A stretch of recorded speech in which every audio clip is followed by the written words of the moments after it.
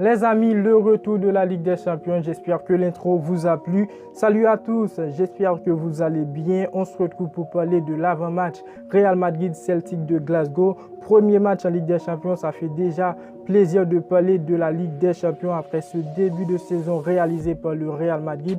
4 matchs, 4 victoires, 4 avant-matchs, 4 débriefs sur la chaîne. Je sais, j'abuse un peu. C'est pour vous dire de vous abonner pour ne rien manquer sur le Real Madrid pendant cette saison 2022-2023. Ok, c'est pas le sujet de la vidéo. On va parler de l'avant-match. On va voir les enjeux du match, mes attentes, l'adversaire qu'on va affronter, une petite analyse, qui doit jouer, mon 11 et on va terminer avec mon prono. Dans le dernier match, c'était parfait 2-1 et le rêve s'est réalisé. Alors, restez jusqu'à la fin de la vidéo, c'est très important. On est parti.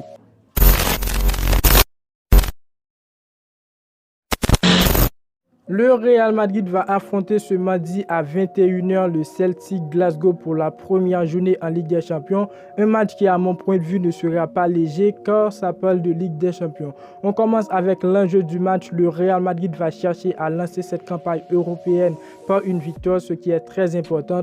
On aura en face une équipe que je ne connais pas vraiment.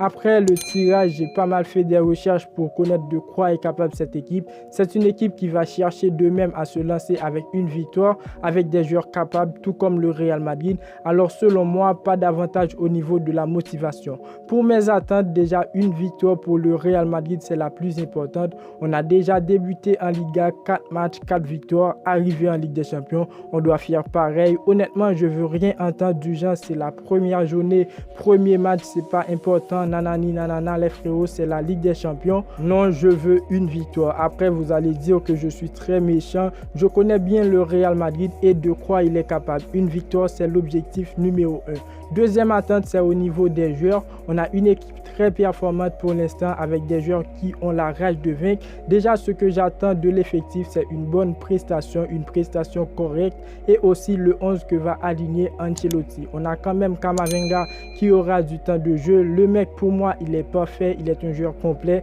mais lors de son dernier match, il a perdu beaucoup de ballons, ce que je souhaite qu'il améliore. Après Benzema, le joueur clé du Real Madrid, à mon point de vue, il a régressé dans ses 2 derniers matchs. Jusqu'à présent, je n'arrive pas à savoir pourquoi, mais je pense peut-être c'est trop de pression sur le dos.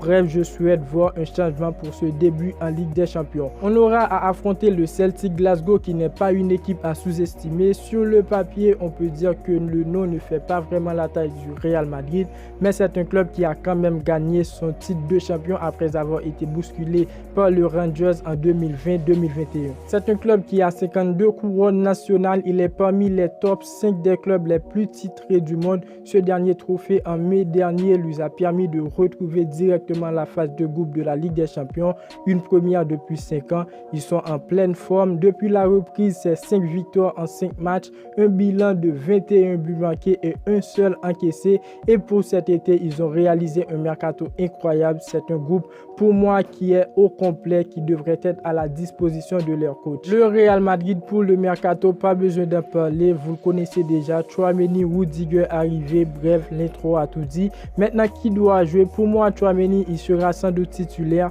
Il le mérite, il progresse du jour au lendemain et même il était l'homme du match dans la rencontre face le Betis Séville. Il a donné encore une seconde fois une prestation incroyable. Pour moi, il doit être dans ce match pour apprendre un peu de la compétition.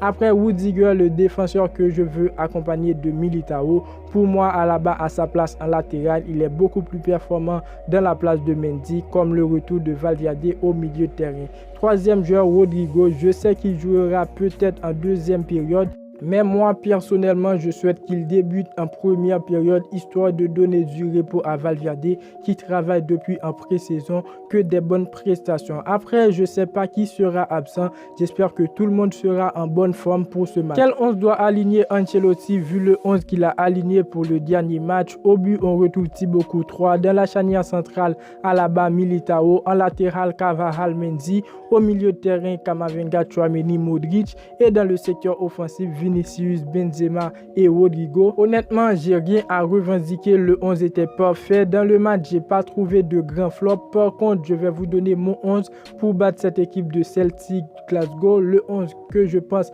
va aligner Ancelotti pour ce début en Ligue des Champions. Alors les frérots, au but Thibaut Courtois. Dans la charnière centrale, Rudiger, Militao. En latéral, Carvajal, Alaba. Je pense qu'Ancelotti va aligner Alaba à la place de Mendy. Au milieu de terrain, Modric, Tchouaméni et Kroos.